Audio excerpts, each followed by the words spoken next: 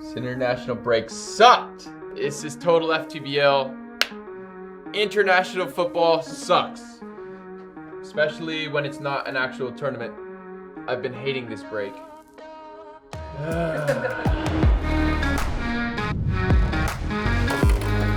When international teams get together, it's not always the best football. I mean, we're seeing a bunch of top teams go at it. Brazil, Argentina yesterday, we had some good moments. But in general, man, the games are dry. One big disappointment I have, and I was saying leading up to this, was Haaland potentially might not make the World Cup. And this man isn't going to be there. So we're not going to see Mbappe versus Haaland, and I'm sad.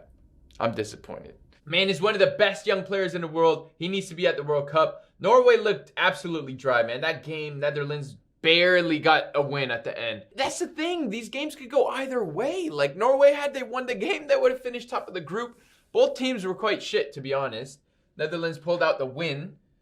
But I mean, international football is not fun to watch. It's just not. Unless it's Spain. This is what I was saying the other day. Like, unless a country has like a distinct style, like these teams are expected to come back, group together, ping the ball around, and it's just not happening, man. Do you want to talk about Dani Alves? Do I want to talk about Dani Alves? I mean, he looked flat coming in with his sandals, his glasses, his Hermes belt. Or do I want to talk about the Euro qualifiers?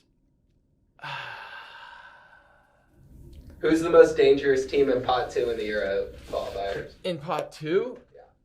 I have no idea, to be honest. And this comes back to how international football is trash. It's trash, bro. There's not one team I look at in that group and I'm like, oh yeah, they're gonna... like Lewandowski for Poland, you look at that on paper, it makes sense. But then they just... I don't know who they just lost to. I think they just lost. Or barely beat a team. Hungary just beat them 2-1, I think. Yes, that's correct. It's like... Bro, I'm not excited. I'm not excited unless it's that actual tournament. But one thing I'm actually getting kind of excited about is CONCACAF footy is getting more competitive. We saw Canada last night beat Mexico comfortably, I would say. They look decent. They look physically stronger than Mexico. They have, debatably, we were talking about this earlier, the best player in CONCACAF, Alphonso Davies, Fonzie, a GOAT on TikTok as well, if you follow him. Great guy. It's interesting. Canada's playing him as like a striker. This man is just everywhere on the pitch. Sometimes he's tracking all the way back. Sometimes he's playing as a striker, as a number 9. He's doing everything for Canada. You saw players diving to the snow. I don't know if you saw that celebration. That was lit, man. Someone just dove into the snow after they got that second goal. I think Canada's here, man. Canada's here to stay. They have some great, great talents. And for those who don't know, US and Mexico really have just been leading that region for a while in CONCACAF. They've been the 2 strongest teams, but now Canada's really disrupting that. I think it goes to show with that many fans in the stadium when it was the coldest football match in history. Negative 13 degrees, like, and they have the whole stadium full. I think it just goes to show like the passion behind that side, the passion behind Canada football. It's crazy. It's crazy. So what do we take away from the international qualifiers? International football is shit. Nah, just joking. The storylines are actually more exciting than the actual football going on in the pitch. Football is quite dry, let's be honest. I've said that like a million times. We could have a counter on screen for how many times I've said this. Italy might not qualify. I think they will. Portugal, they might not qualify. Out of those 2, if one didn't have to qualify, I think it would be Portugal, to be honest. They struggled. But that's the thing. A team like Portugal, a team like Italy could struggle right now and then barely make it to the World Cup and then a year from now go and win the World Cup. It's all about form. It's all about how the team comes into the tournament, what players you have. Like, it's all about form and environment and how you feel as a squad. And that's why I don't like international break. It's like you come back, you don't train together, you just get thrown into matches. England's over here playing San Marino. They're looking like world beaters. It's like, no.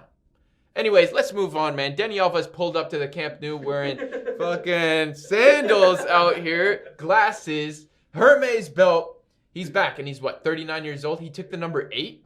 He went back to Sao Paulo. He's playing the 10. Like, if he plays in midfield, that would be sick, but I don't think he will. I think it's more of like a in the changing room role, but I like it. I like it. I like what Javi's doing because I actually think Dani Alves will get some minutes. He'll bring experience in the locker room. He's like a serial winner. And I actually saw Laporta out here saying that, hey, don't rule out Iniesta and Messi coming back, which I vibe with. I vibe with that. Just because they need some sort of balance between younger players, older experience, and not like Iniesta and Messi will start every match. But not like those two, Dani Alves and Iniesta, will come back and start every match and carry Barcelona. But it's about the changing room, the environment, the mentality of shifting that onto the younger players. I like that. I want to name you a Barca player, and you tell me if they should still be like a first team choice.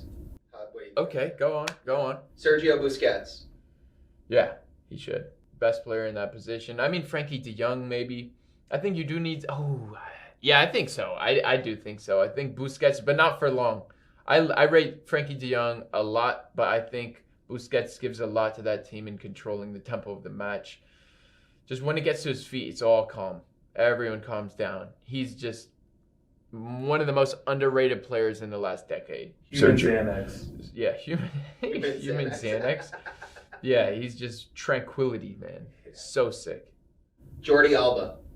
Easily should be starting left back for Barcelona. There's no one else in the squad that should take his spot. Until there's someone that comes in and is like properly pushing him to the side, no. He's by far the best left back at the club. Gerard Piqué. Gerard Piqué, that's an interesting one. The thing I don't like about Gerard Piqué right now, it seems like his head isn't in the first team. It's not in football. He's supposed to be one of the more experienced players. And when I see him in the Champions League, I think they lost 4-0 to Benfica. Like, he dropped his head after the first goal. It's like, you should be a leader. But that's the thing. They need some experience. I think I would keep him in there, but I think Xavi will have an impact on him and the other experienced players. I don't think they're enjoying their time under Koeman. I'm Kid Pesh. This has been Total FTBL. I am so excited that tune in tomorrow, I get to talk about club footy again because international break has been so dry. Like, subscribe, and I'll catch you in the next episode. Peace.